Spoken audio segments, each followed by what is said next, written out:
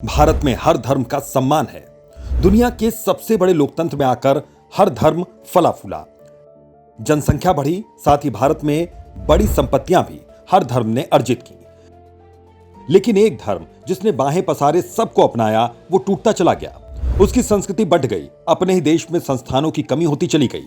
सबसे बड़ी चोट लगी उस शिक्षा प्रणाली पर जिसे अपनाकर कभी भारत विश्वगुरु बना था। हम बात वैदिक शिक्षा की कर रहे हैं। देश में अब तक की सरकारों में हिंदू धर्म को दोयम दर्जे से देखा गया। फिर केंद्र में आई बीजेपी की सरकार, जिसने भरोसा दिलाया कि सभी धर्मों की तरह ही अब हिंदू धर्म की खो चुकी संस्कृति और शिक्षा को आगे लाएंगे। बच्चों में हमारे ऋषि मुनियों द्वारा अर्जित की गई शिक्षा प्रणाली और वैदिक विषयों का ज्ञान भरेंगे। लेकिन क्या हुआ?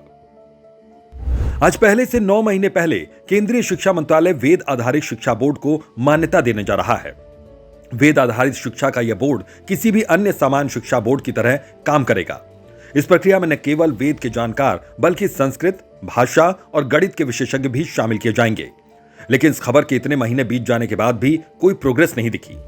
बात सिर्फ खबरों तक ही रह गई।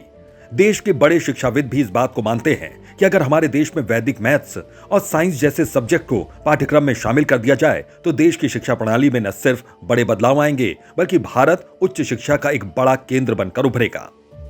देशवासी अब इस बात को समझ रहे थे कि हमारी खोई संस्कृति और शिक्षा को लेकर केंद्र की बीजेपी सरकार गंभीर है।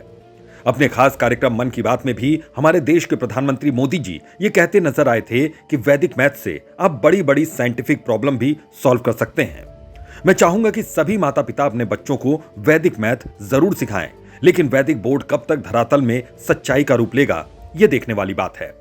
लेकिन इन सब के बीच सच्चाई यह भी है कि देश के केंद्र सरकार पर देशवासियों ने भरोसा जताया था, जो अब टूटता दिख रहा है। लॉ स्ट्रीट भारत की रिपोर्ट।